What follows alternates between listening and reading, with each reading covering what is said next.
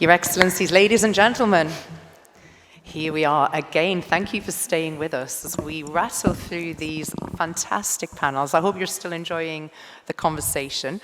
We're going to move this one on to the rise of AI-first business models. And as kindly just been introduced, we have a great panel for you today. Before we get into the questions, I'm going to give our panelists an opportunity to just give a few words about who you are, your role within your company. So, Sinanudin, we'll start with you.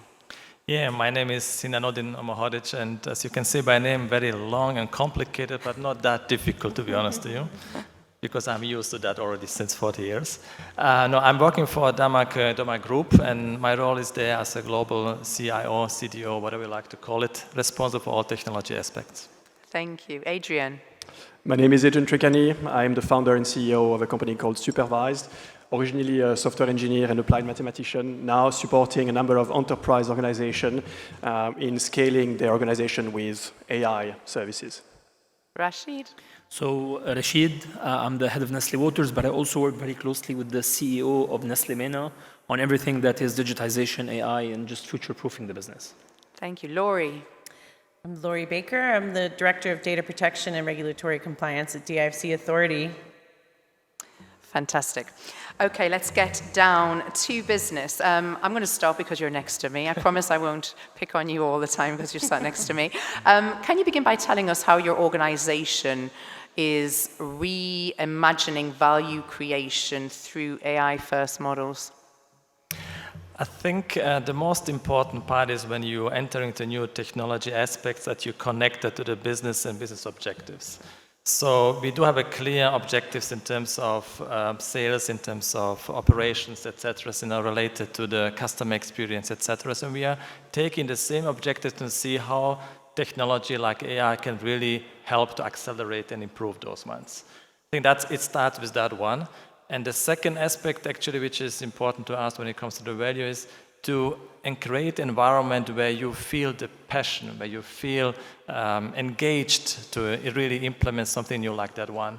And being in the company which is truly led by visionary leaders like, a chairman of our company, Mr. Sajwani, or his son, Ali Sajwani, they are really dedicated, very passionate. And when you join those meetings, when you're in those meetings, you feel really engaged, then you also feel like, I would like to contribute. I mean, in the last 9 months, when you've been with the company, you really are on that transformative journey already, creating efficiency of the supply chain, reducing energy. Talk to me a little bit more about, the implementation. Interesting-wise, we started with most of our initiatives when it comes to the AI related to the customer. How can we improve really the customer engagement? How can we improve the customer experience? You have also to see when you are in the real estate business, in the first moment when you make the decision to buy something, up to the moment where you get your object, you get your apartments, it's a few years that takes the time. So it's very important to stay very engaged with your customers all the time, to prepare also the customer for upcoming steps. So it means a lot of interaction is going on there, and they all rely on trust, based on trust. So hence those interactions are very intensive. Now when the company is growing from day to day, from month to month, from year to years, you get many, many customers that deal with it over the long period of time. So it becomes also a challenge to really track what has been discussed, what has been agreed, what is the next steps, etc. It becomes a really very large information base that we got, and how do we really act best possible when you get interaction with your customer. So hence we have been focusing on the customer experience. All those interactions have been digitalized, where we are trying to utilize conversion AI agents, where we are trying to use speech to text, etc. So all those technology are kind of get implemented to really process that mass of information and be very engaged and available 24/7 to our customers. Adrien, how are Supervised embracing it? What are you seeing on the ground within your company? Well, I think to understand how AI can help a large business, you need to understand why a small startup can be so efficient in execution, and a large organization is increasingly, let's say, more inefficient. And sorry for the large organizations in this room. But this conclusion comes from the fact that the larger you become, the more you hurt with this human limitation that it's very hard for a single human to manage more than 8 or 10 people. You know, if you think about complex human relations, do you even have more than a few friends? Do you even keep track with all of your family members? No, because it's very hard. And having as a manager a team of more than 8, 10 people is extremely difficult, and generally you don't do it well. And so as you grow, since the Industrial Revolution, it has not changed. You have more people, you need more workforce. What do? You create layers of management. You go deeper in the org. And this depth creates a distance between the people which are on the ground, that truly face the matters, that are very operational, and the people that makes decision. You know, the CEO in the latest instance, but any mid-manager in between. This distance is the cause of, is the reason that there is latency, loss of information, and a slow decision-making in general. And so what we do at Supervised is effectively allow managers, supporting managers in the ability to go past this biological limitation of 8 to 10 people, removing from their workloads everything that effectively is a bit of a mechanical need, like orchestrating information, capturing data points, synchronizing multiple teams cross departments. These parts are not truly management, they're more information orchestration. And the good thing about information orchestration is that it takes a lot of time, but it's quite mechanical, and you can automate it with AI. By doing so, we are able to have managers up to the CEO that no longer have just 7, 8, 10 direct reports, but potentially can go to 20, 25, 30, and still keep a high efficiency, very strong visibility over what is happening, and therefore real-time decision-making. Thank you. Rachid, are you seeing that kind of efficiency improving within what you're doing? Yes, it's as Adrien was talking, I was just reflecting a bit on the complexity of decision-making, on the fact that we're bombarded with tons of data on a regular basis, right? So what we've been doing at Nestlé was, especially over the past 18 months, right, in Nestlé in general, in MENA and in Waters in particular, was to effectively structure our data inputs and data pools in a way that's actually machine readable, not human readable, right? So we've been structuring it this way, and so we could essentially build what we call commercial data foundations, which are very equivalent to data lakes and data warehouses, that machines and analytical use cases that are AI powered could actually read through them, right? And it's very interesting to see that issues that used to take around a week or 2 or 3 to get figured out and get solved are today, at the press of a button, figured out, studied, and analyzed on a dashboard basis, on a daily basis, etc. The other element that we've also been working very hard on is the conversational ability, right, of that AI brings with it. And I'll talk here a bit more about the Waters aspect of things, because that's a much more contact sport. Out of all the Nestlé categories, that's where we have the most interface with the consumer directly. There, it used to take us honestly months to try to figure out why churn is happening, or whether a consumer was about to churn, or whether about to leave. Today, with the ability, the AI's ability to actually make sense of that data much faster, to create correlation much faster and much cheaper, today we can understand at any point in time whether we're going to lose you as a consumer, and hence how can we remedy that, right? We can also deploy an army of touch points, digital touch points like WhatsApp, the app, and so on and so forth, that can essentially speak automatically to you without the need for human intervention, which was, for the longest period of time, a problem. Because especially in the regions, in the Gulf region, where the expat contingent is massive, and you have different cultures and different ways of talking, it was always a problem to ensure that your call center agent or your touchpoint individual is going to be able to speak to you in a language, quote unquote, that's actually close to your heart, right? And then AI has actually gone a long way in helping us solve these issues. Thank you. Laurie, you're coming from a little bit of a different background in terms of your regulation, but how are you seeing the implementation in the DIFC and the work that you're doing there? Yeah, so we're in the stages now, having enacted a regulation to support businesses with their AI implementation, and I know there may only be a handful of you that think that that's possible from a regulator to actually be a partner in that sort of process. But that's really, in terms of a business-first approach. We wanted to build something that was safe and would allow for safety to be built into all of these types of businesses, while ensuring that there was flexibility, ensuring that there was a possibility to continue innovating and so on. So in terms of the uptake, we're building that out now. We haven't taken enforcement action on Regulation 10 just yet. We're planning on it, but we've given everybody kind of a soft landing so we could learn from them, they can learn from us, and we're running things like accelerators to help businesses implement it into their programs to build privacy by design, build privacy by default into their overall compliance structure, so that when they go to market with some of these brilliant ideas and have business use cases kind of grow from the AI that they've built, it'll grow with them. The regulation, the safety that's built in will hopefully grow with that. Is that something that is going to remain localized? Do you think this is something that needs to be rolled out globally? I know it's very difficult to put in place a global regulation that applies to everybody, but are we going to get to that point in the future, do you think? It's a tricky question. I don't know. It really comes down to sovereign countries want to do what sovereign countries do best, which is remain sovereign. And so they want to build relationships. Obviously, international relationships are important. It's key to operate on a global basis. And one of the earlier panels I was listening to was talking about moving on from operating in silos and verticals to trying to come up with a more horizontal approach. That takes a lot of coordination and willingness to sort of make compromises, which I genuinely believe is there. And I think when it comes to AI, everybody's kind of looking around going, we better go lock arms on this. But it's going to take some time, I think, I don't think a truly global regulation is probably that possible, but I think there's global coordination is probably the best that we can hope for.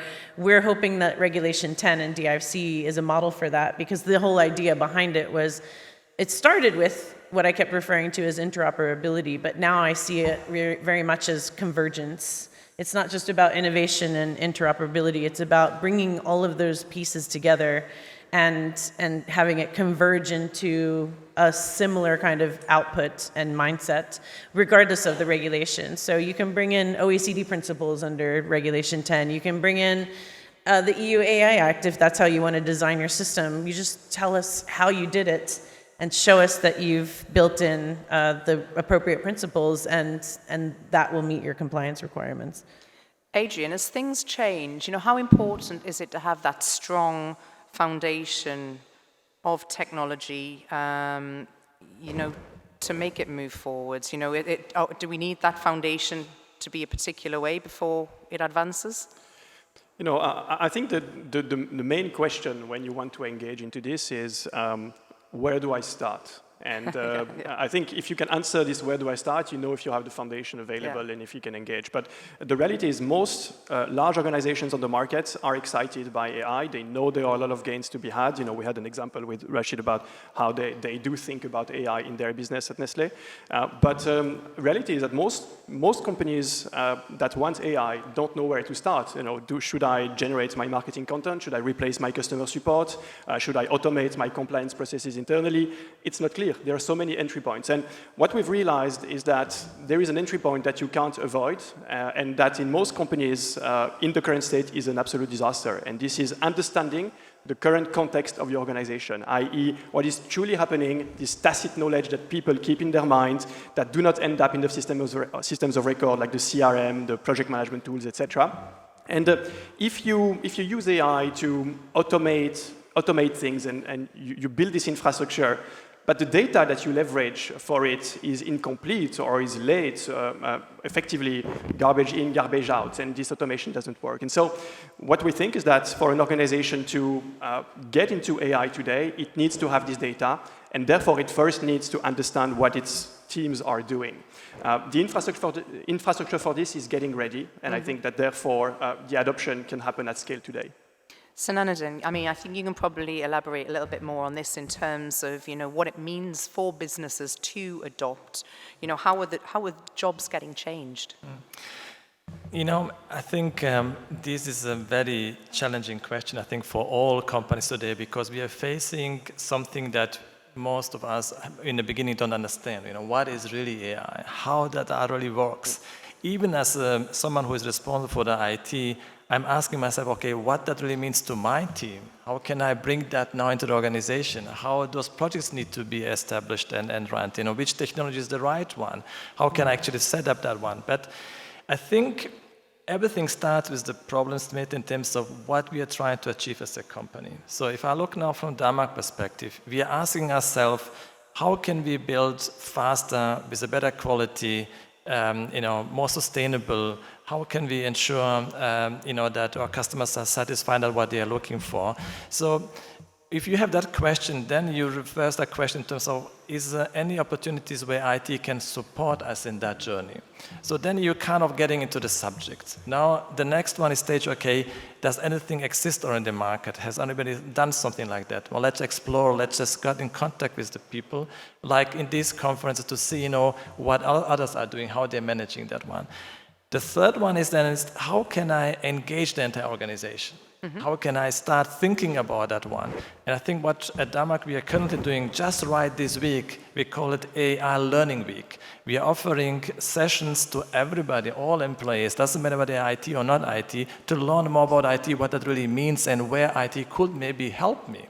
So with that one, you are creating an environment kind of engaging, starting discussing, elaborating, thinking about that one, talking about that one, entire organization actually thinking about this one. And then things start to roll out, so people start to understand what we are talking about. They see opportunities for that one. There is a connection to the specific issue that we have in the business and the strategic objectives.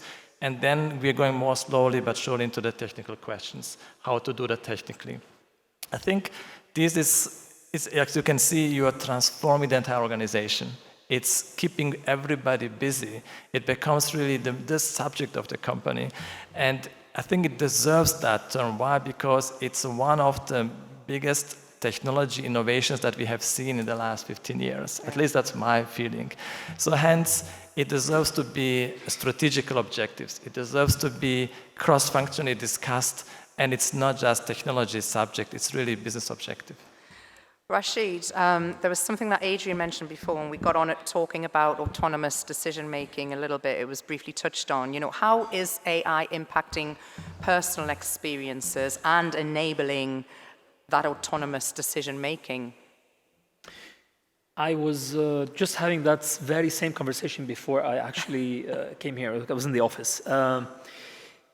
Look, the reality, and I'll also build a bit on what Sinan is saying, is based on what you want, right? And what are you trying to achieve? I mean, the way we look at it in Nestlé, we try to think of Nestlé as value pools, as a collection of value pools, as a collection of sets of pools where you create value and you destroy value. And depending on the magnitude of value creation, value destruction, you allow autonomous decisions and less autonomous decisions. So in situations where we know that there is significant value to be created, when there is unbelievable, and the complexity of capturing that value is high, these are areas that are ripe for AI support, for decision support system, but they are not yet autonomous. We get all the information, we get all the data to actually inform a decision, but then you just don't let it run in an autonomous way. In areas where value creation or destruction is moderate to low and the ease of capturing this or remedying to this is high, that's where you essentially automate completely these things. And we have a few examples where today processes that used to take weeks in Nestlé to get done are today done autonomously and you just don't feel it. It just runs completely. But it goes back to identifying where are these value pools, how complex and how big are these value pools, and then each decision is looked at individually, right? And that's essentially what happens. Laurie, Sinanudin said earlier as well, a few years ago we were all questioning what is AI, and I think what's very interesting, and we briefly spoke backstage about the beauty of events like this is to be able to have conversations. When we look at regulation, that was just sort of parked to the side when we first started having these events. How important is it now that that is very much a part at the forefront of discussion?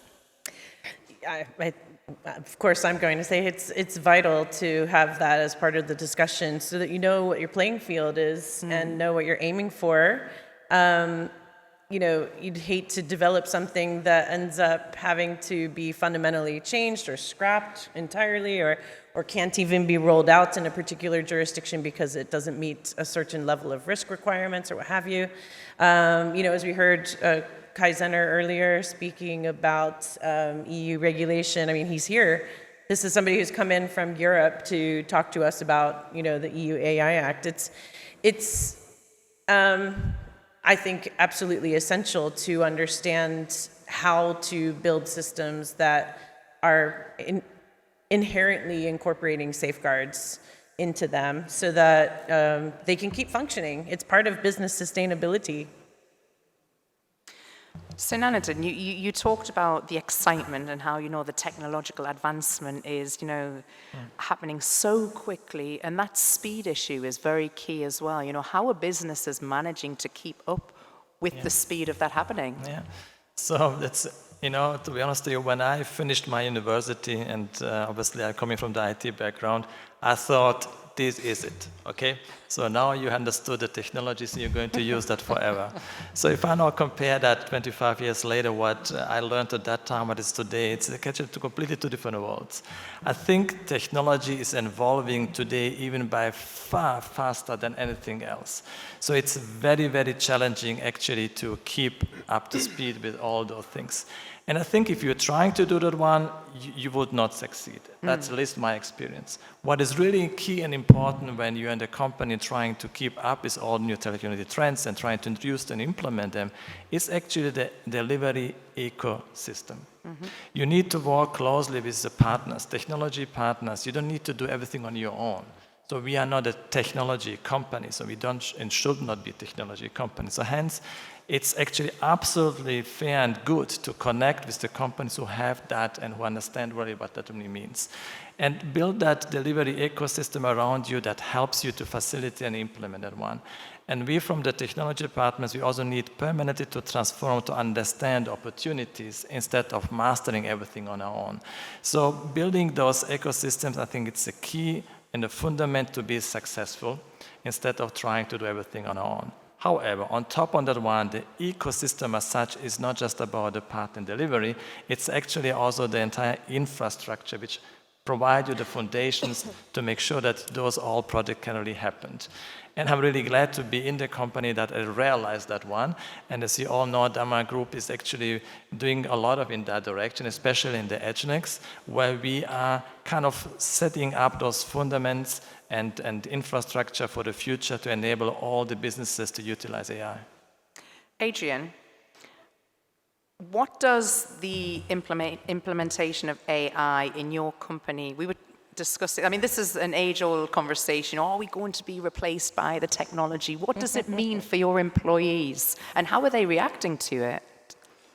I think we have to recognize that there are really three phases now, and this evolution could or could not happen. It might feel a bit like science fiction, but currently we are pre-AGI, i.e. the AI might be faster than humans, but it's not smarter than humans just yet, perhaps on certain topics, but generally not all.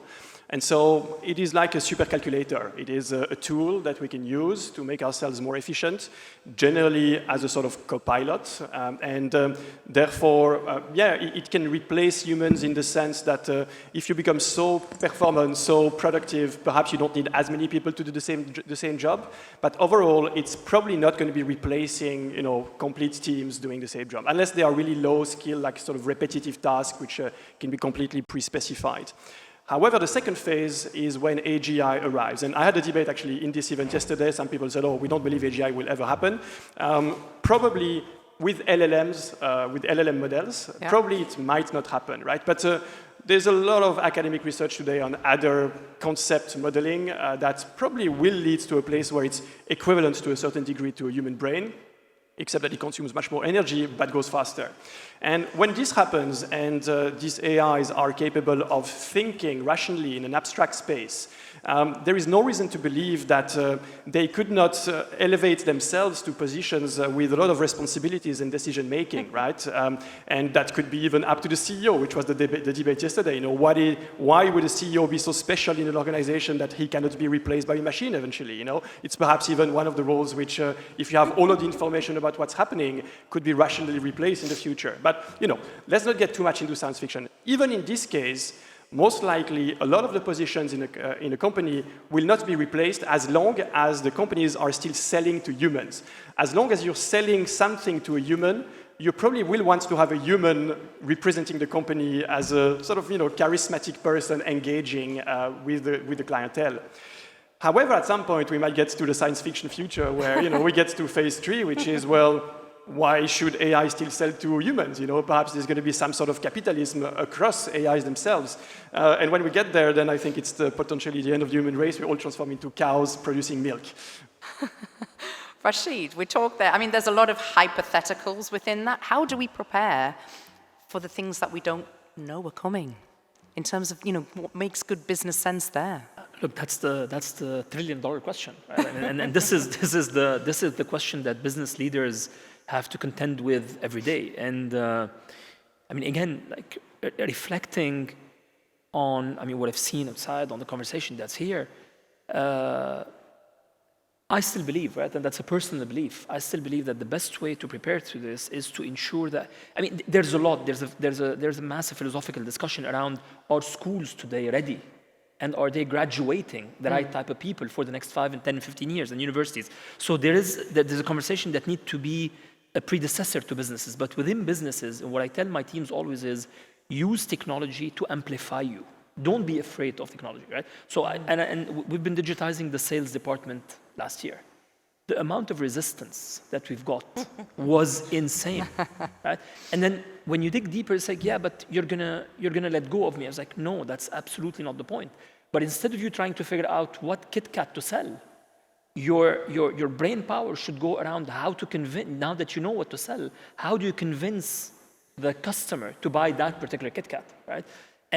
But the problem is that doesn't solve the long-term problem, which Adrien just mentioned, because nothing guarantees that the buyer of Kit Kat is going to remain a human. So that's why, at least in this phase, it's about all emotional intelligence. I mean, IQ is easily replicable. We're not at the AGI level yet, but it's not that hard to replicate while you prompt these machines properly. Then today it's about EQ, and then in the future, I don't know, it might be about RQ, it might be about something about complete innovation, right? But that's how to get ready. Just embrace it. Sinanudin, you wanted to add something into that? I think absolutely would like to echo what you're saying, but on the end of the day, I think there's nobody who actually exactly predict what is going to happen tomorrow. How the technology is going to evolve, what kind of capability are going to be there. I think it's impossible today to be very precise on that one.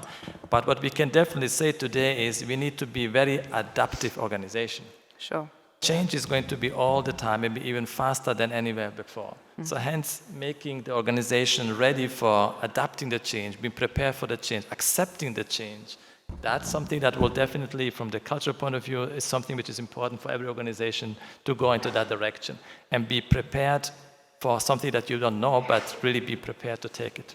Laurie, I think you seem very much on board with what is being said here. I want to add as well, well, and that's why it's great to have regulators build in things like human in the loop. I mean, our regulations, everything you see, you know, we're kind of forcing the requirement to keep humans involved in the development of AI, in the businesses that are deploying and using AI and so on. So I think, you know, I started somewhat facetiously, but it's true, you know, never lose sight of the fact that there should be somebody monitoring this, right? So. Thank you.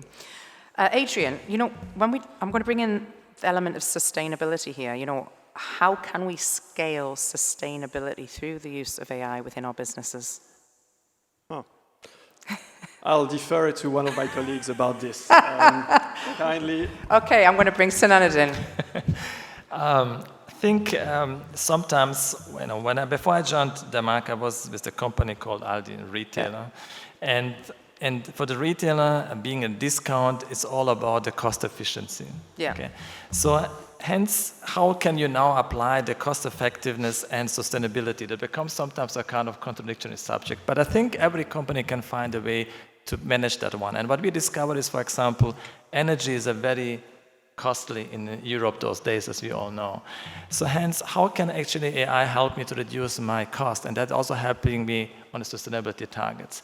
So looking now on the DAMAC side, when we are going into the execution, how can we build more effective with less materials, with a better, reducing the consumption of the energy, etc.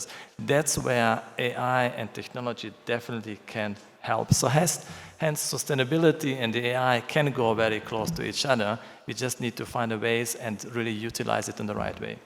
Okay, I'm going to come back to Adrien.